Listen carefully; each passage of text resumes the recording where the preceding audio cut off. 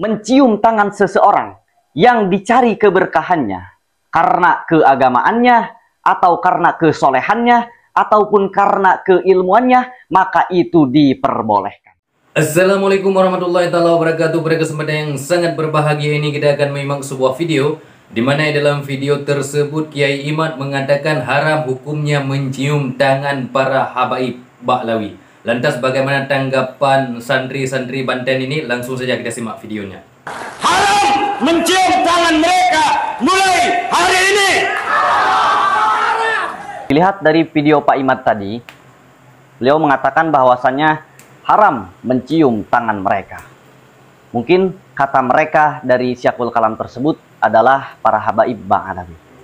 Mengenai mencium tangan seseorang, Imam Ibnu Majah meriwayatkan hadis yang bersumber dari Imam Ibnu Umar radhiyallahu anhu. Qala, Imam Ibnu Umar berkata, qabbalna yadan Nabi sallallahu alaihi wasallam.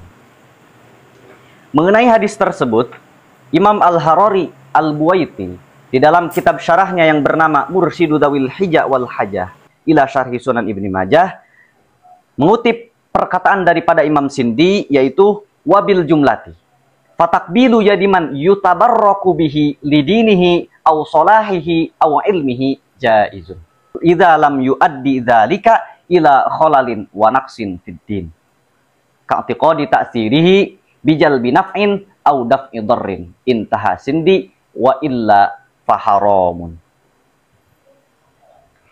Imam Al-Buwaiti mengutip perkataan Imam Sindi, yaitu bahwasannya mencium tangan seseorang yang dicari keberkahannya karena keagamaannya atau karena kesolehannya ataupun karena keilmuannya, maka itu diperbolehkan.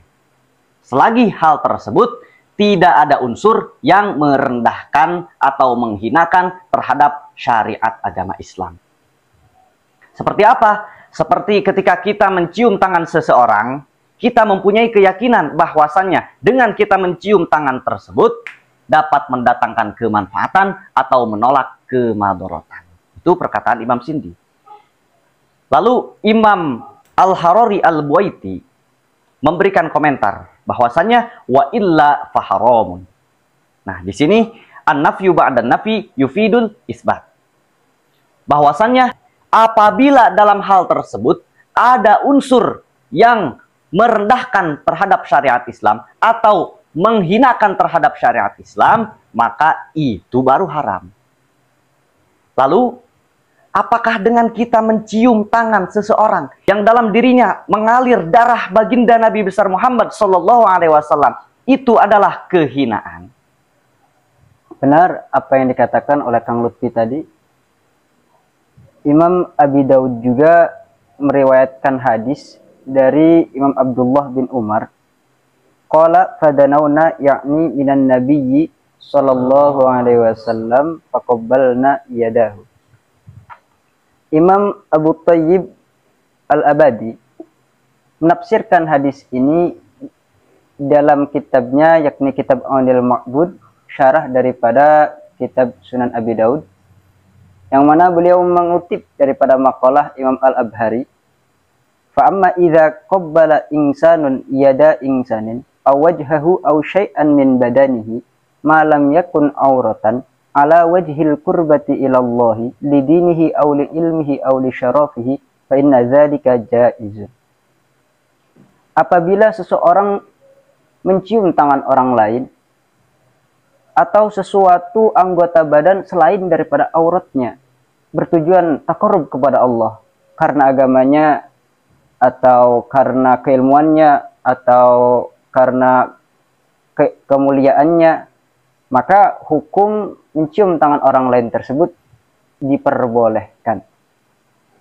Dan Imam Abu Thayyib Al-Abadi juga mengutip daripada makalah Imam Mundir, wa takbil yadin nabiyyi sallallahu alaihi wasallam taqarrubun ilallah wa ma kana min dzalika ta'ziman lidunya aw li sultanin aw li shibhi min wujuhi takabburi fala yajuzu.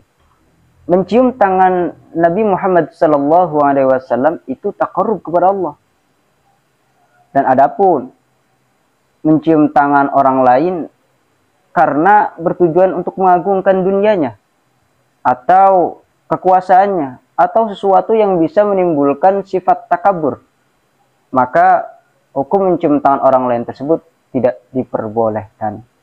Dari berbagai pendapat yang telah diuraikan, Al-Imam Mubarakfuri di dalam kitabnya Tuhfatul Ahwadi, syarah daripada kitab Sunan At-Tirmidzi, beliau mengutip daripada ucapan Imam Abhari bahwa sesungguhnya Imam Abhari berkata, wa innama karihaha malikun idza kanat ala wajhi ta'zimi wa takabburi wa amma idza kanat ala wajhil qurbati ilallah lidinihi aw li ilmihi aw li syarafihi fa inna dzalika jaizun.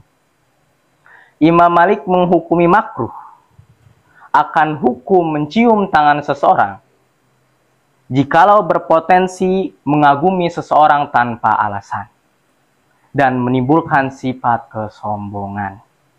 Apabila mencium tangan seseorang tersebut dengan tujuan taqarrub ilallah, karena agama orang tersebut, atau karena keilmuan orang tersebut, atau karena kemuliaan orang tersebut, maka itu diperbolehkan. Tidak sampai di situ saja, Al-Imam Nawawi berkomentar di dalam kitab Adhkar Nawawinya, idza arada takbila yadi ghairihi in kana dzalika li juhdihi wa salahihi au ilmihi au syarafihi wa siyanati au nahwi dzalika minal umuri diniyati lam yuqah bal yustahab.